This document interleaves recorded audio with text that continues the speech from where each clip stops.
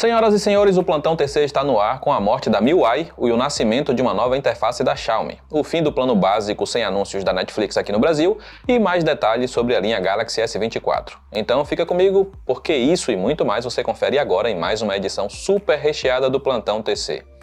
Já curte o vídeo e vem comigo ficar bem informado.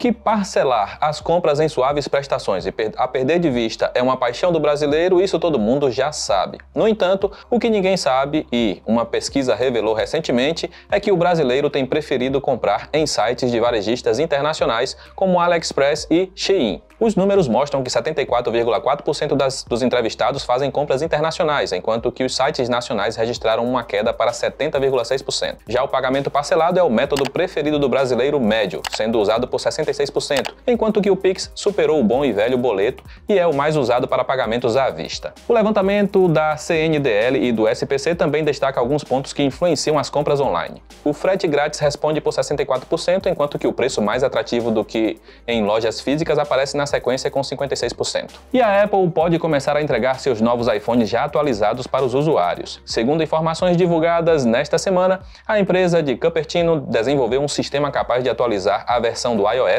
antes mesmo dos iPhones serem vendidos, ou seja, ainda dentro da caixa. Mark Gurman disse que o dispositivo capaz de fazer essa tarefa se parece com uma placa de carregamento sem fio, e basta com que os funcionários da Apple Store posicionem as caixas lacradas dos iPhones sobre a superfície para transferir e instalar a atualização. A placa ativa o iPhone sem a necessidade de fios, roda a atualização de software e desliga o aparelho novamente. Por enquanto, a novidade ainda não está sendo implementada, mas tudo indica que o dispositivo de atualização deve chegar às lojas da empresa até o fim deste ano. Ou seja, é o fim da chatice de ligar o iPhone pela primeira vez e ter que esperar 10 ou 15 minutos até ele terminar de atualizar. Antes de passar para a próxima notícia, e ainda falando de novos iPhone, os consumidores agora estão reclamando de problemas na tela da linha iPhone 15. Em alguns casos, há a queima total do display OLED, algo bem preocupante. Mudando de assunto, vamos falar sobre games. Isso porque rumores indicam que a Sony já está trabalhando em relação à geração atual. Além disso, o conjunto deve ser alinhado a 16 GB de RAM e armazenamento de 1 TB. Por enquanto, a Sony não comenta o assunto. A apresentação será no primeiro semestre de 2024. Passando agora para o mundo do streaming, prepara o bolso porque a Netflix anunciou mais uma mudança em seus planos vendidos aqui no Brasil. A plataforma confirmou que vai encerrar a opção de assinatura básica sem anúncios, que custa R$ 25,90 por mês. A mudança começa já na próxima semana e só vale para novos assinantes, ou seja, se você tem o plano básico, não é preciso se preocupar.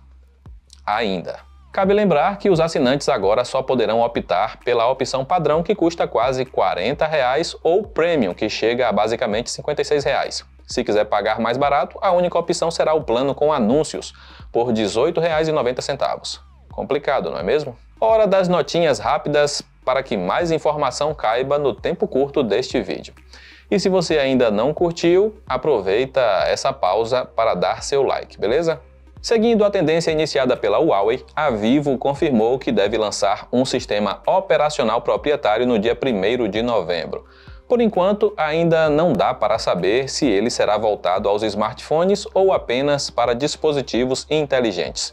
É aguardar para ver. E se você acessou o AliExpress nesse fim de semana, já deve ter se deparado com a aplicação do programa Remessa Conforme. Agora, o imposto de importação é cobrado no ato da compra, sendo que há isenção federal para produtos abaixo dos $50.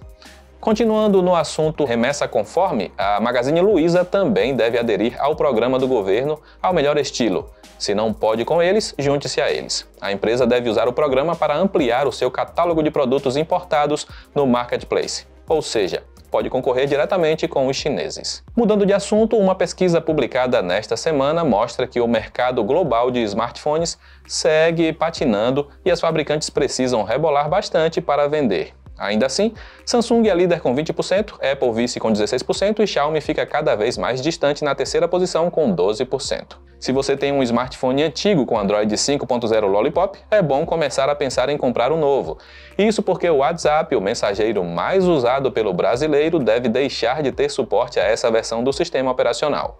E, para finalizar as notinhas, a rede social X, antes conhecida como Twitter, começou a cobrar uma taxa anual de $1 para novos usuários em alguns países. A empresa de Elon Musk disse que a 4 Plus e Ultra devem ser vendidos nas cores preto, cinza, violeta e amarelo. Além disso, os modelos padrão e Plus devem ter tela AMOLED LTPO com brilho máximo de 2500 nits, ou seja, eles finalmente devem chegar ao padrão que temos na variante Ultra. E por falar no S24 Ultra, fontes dizem que o aparelho deve usar sensor que vai fazer a capacidade do zoom óptico cair de 10 vezes para 5 vezes. Ainda assim, o aparelho continuará oferecendo o tão aclamado zoom digital de 100 vezes no seu software.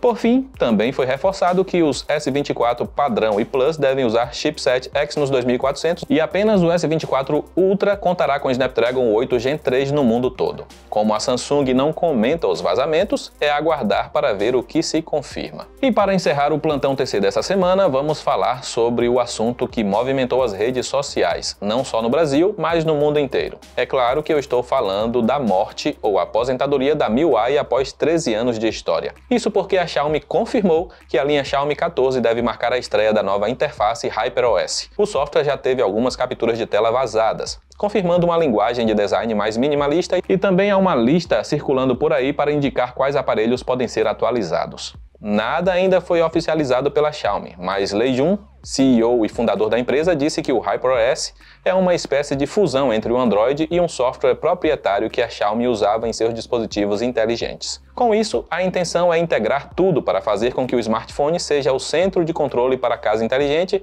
e até mesmo para ativar funções no carro elétrico da empresa. Ou seja, tudo muito promissor. Agora resta saber se a Xiaomi vai resolver as principais reclamações que o público tinha em relação à MIUI, principalmente quando falamos de desempenho e atualizações. E é chegada a hora de dar tchau. Curtiu essa edição do Plantão TC? Então participe dando a sua opinião aqui no campo dos comentários. Ansioso pela chegada do HyperOS? O que achou da morte da MIUI? E a ideia da Apple de atualizar o iPhone dentro da caixa é boa? Você também faz muitas compras internacionais? E como está sendo a experiência com o Remessa Conforme? Aguardo a sua opinião sobre esses e outros assuntos abordados nesse vídeo. Agora eu vou ficando por aqui. Um ótimo fim de semana e até a próxima.